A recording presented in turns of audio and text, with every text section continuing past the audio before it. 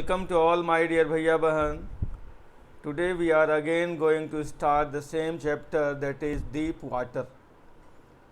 In the previous class we discussed a lot about deep water, about author's fear, about how he was drowning completely in the swimming pool and who threw him into the swimming pool, how did he come out of the swimming pool, how did he feel after coming out from the swimming pool, and when he went home, how did he feel. And we had seen that the fear of water was around him, and he was unable to go to swimming pool once again. Now see the next line. I never went back to the pool. I feared water. I avoided it whenever I could. A few years later, when I came to know the waters of the Cascades, I wanted to get into them. And whenever I did, whether I was wading the Teton or bumping river or bathing in warm lake of the goat rocks, the terror that had seized me in the pool would come back. It would take possession of me completely. My legs would become paralyzed. Icy horror would grab my heart. In these lines, we see, I never went back to the pool. Here we see William did not go to the swimming pool as he feared the water. He remained away from water. He avoided the water. After some years, William came to know of a waterfall. Cascade means waterfall, and wanted to go in it. Whenever he went for swimming in different rivers like the Teton, Bumping River, Warm Lake of the Goat Rocks, the fear of water returned. It would grab him completely, disable his limbs, and grab his heart. Now write some difficult words. Cascade means waterfall. Wading means walking through the water.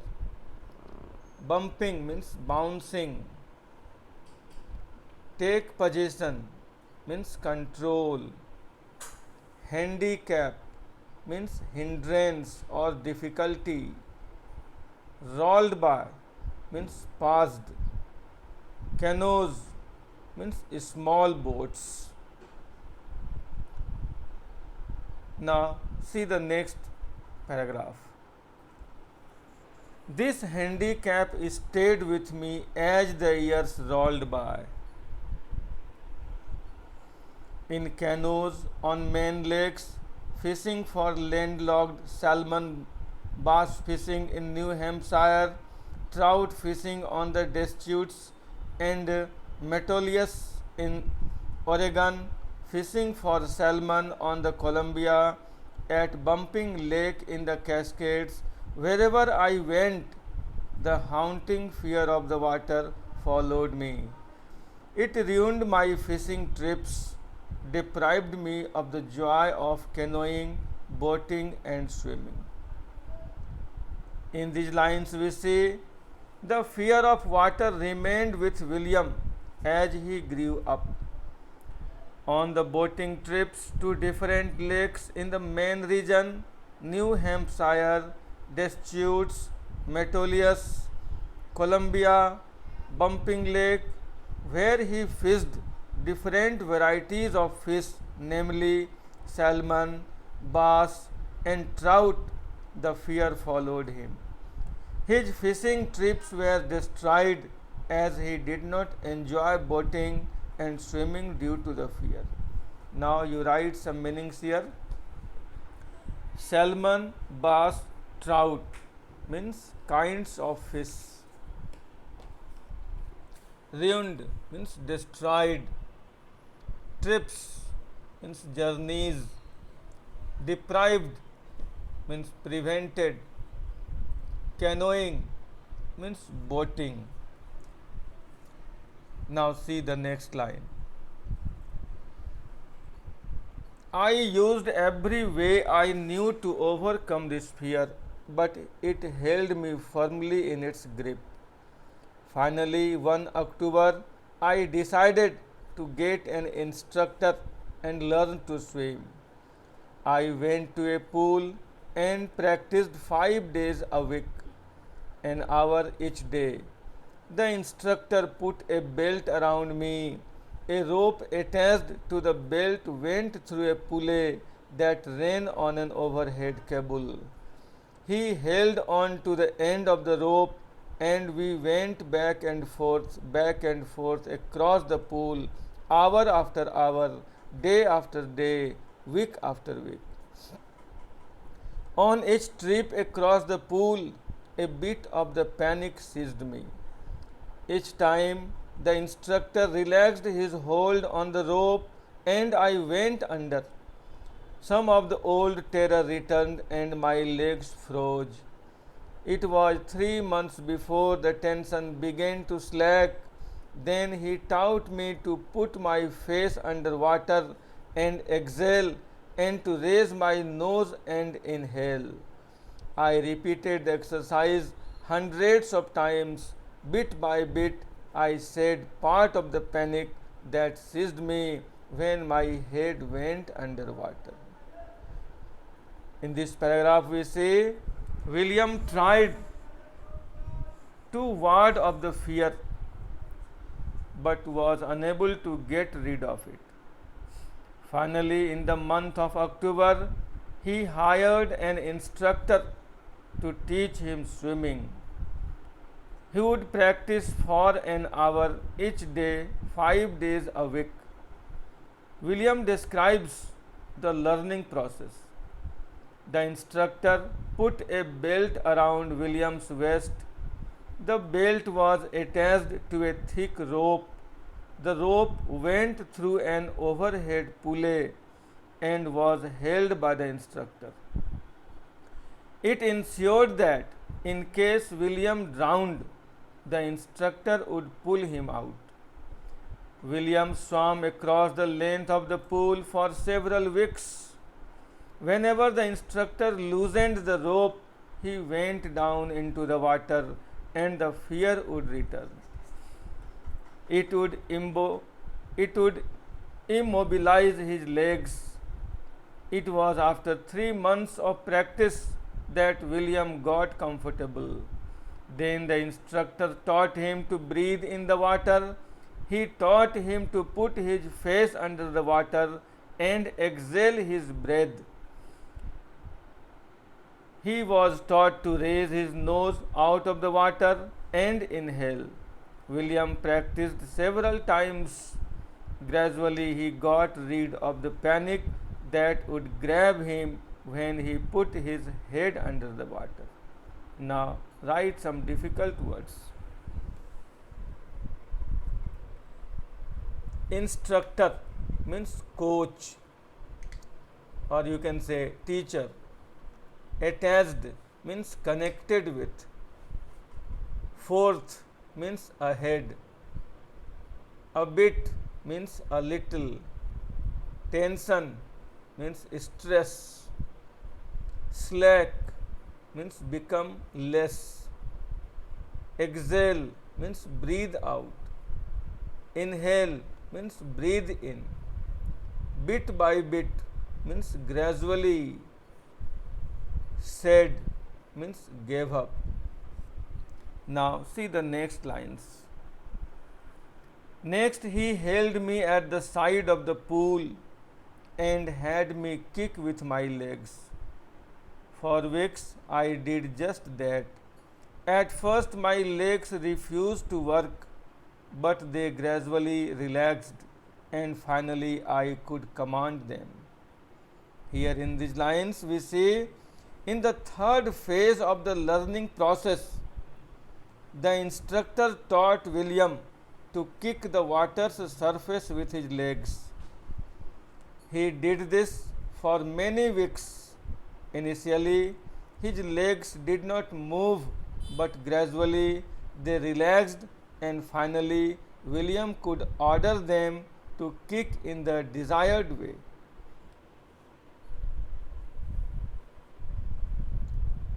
Next lines. Thus, piece by piece, he built a swimmer, and when he had perfected each piece, he put them together into an integrated whole. In April, he said, "Now you can swim, dive off, and swim the length of the pool, crawl, stroke." In these lines, we say, finally, the instructor made a swimmer out of William in phases. When William had perfected each phase, he compiled them. In the month of April, the instructor told William that now he could swim. He asked him to dive into the pool and swim the length of the pool in a particular style called the crawl stroke. I did, the instructor was finished.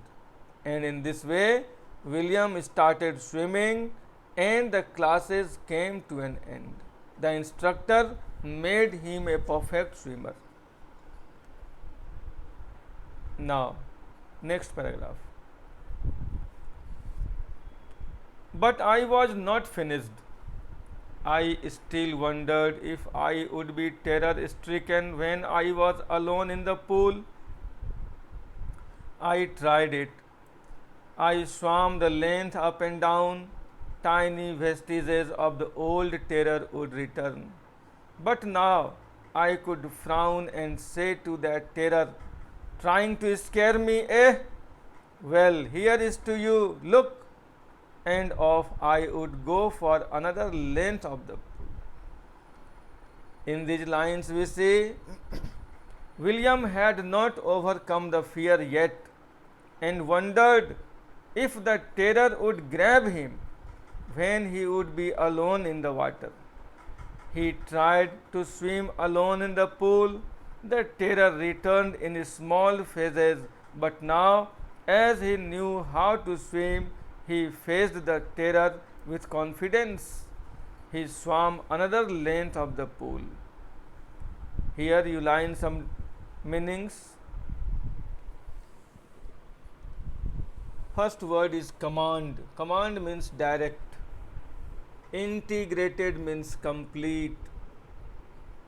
Terror stricken means full of terror. Tiny means little. Vestiges means signs or symbols. Frown means angry expression.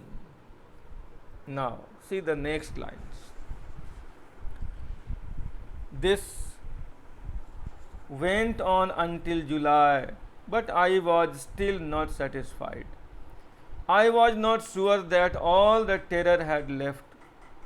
So I went to Lake Wentworth in New Hampshire, dived off a dock at Triggs Island, and swam 2 miles across the lake to Stamp Act Island. I swam the crawl, breaststroke, side stroke, and back stroke. Only once did the terror return.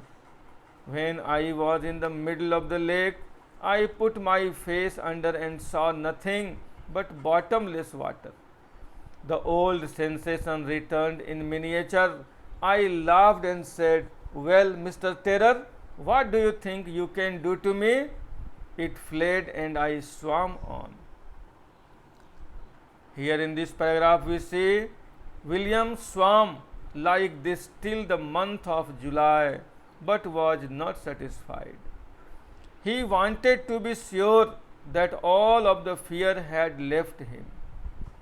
So he went to Lake Wentworth in New Hampshire, dived into it from Triggs Island, and swam for 2 miles up to Stamp Act Island.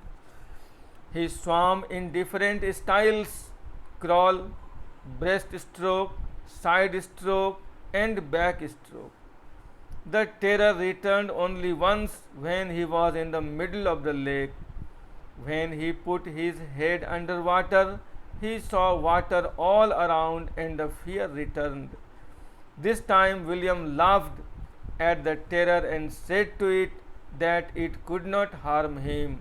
He saw that the terror vanished and he resumed swimming. Now, the next paragraph.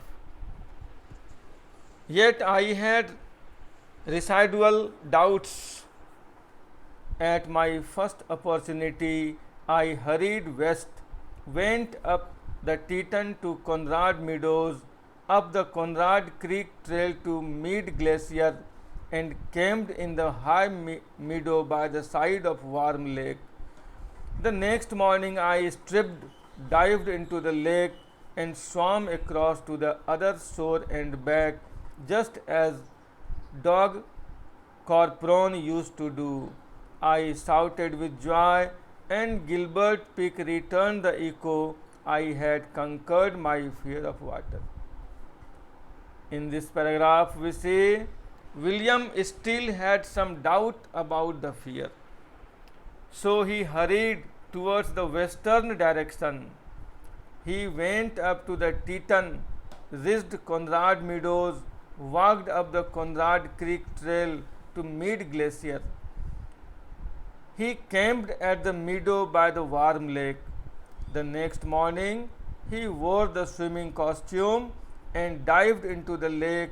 He swam across it to the other end and returned just like the famous American Dog Corpron used to do. William shouted with joy as he had overcome his fear. His voice resounded as the mountain peak named Gilbert Peak reverberated it. He had overcome the fear. Now, we are just near the last paragraph. The experience had a deep meaning for me, as only those who have known stark terror and conquered it can appreciate. In death there is peace. There is terror only in the fear of death, as Roosevelt knew when he said, "All we have to fear is fear itself," because I had experienced both the sensation of dying and the terror that fear of it can produce. The will to live somehow grew in intensity. At last, I felt released, free to walk the trails and climb the peaks and to brush aside fear. In the last paragraph, we see the experience had a great importance in William's life. He realized that death was peaceful and only the fear of death was fearful. He recollects the words of one of the presidents of America, Roosevelt. Roosevelt had said that all we have to fear is fear itself. As William had experienced death and the fear of death, his desire to live grew immensely. He felt released from fear and was free to walk up the trails and climb up the mountains fearlessly. In this way, we have seen how William Douglas overcame the fear of swimming, and slowly and gradually he became a good swimmer. He left all the fear. He appointed an instructor to learn swimming, and my dear, you will see in our life an instructor is very necessary, a teacher is very necessary to make us a good man, to make us a learned man, to make us a good swimmer, to make us a good athletes. So my dear, don't be panic in your life. If you feel any trouble in your life in learning something, go to the shelter of any instructor and he will make you bold, he will make you fearless. Now, some class works. Can you say, how did the instructor turn Douglas into a swimmer? Yes, very good. The instructor made him practice swimming step by step and gradually, piece by piece, turned him into a swimmer. When he had perfected each piece, he put them together into an integrated whole. Can anyone say, how did William free from the fear of swimming? Yes, very good. By the help of instructor. Can you say the name of those fishes which he went for fishing? Yes, very nice. These fishes were salmon, bass, trout. Now you will prepare your homework in your homework copy. This lesson has been finished, and you must prepare fair copy and show me later on in the next class. Till then, thank you. Have a nice day.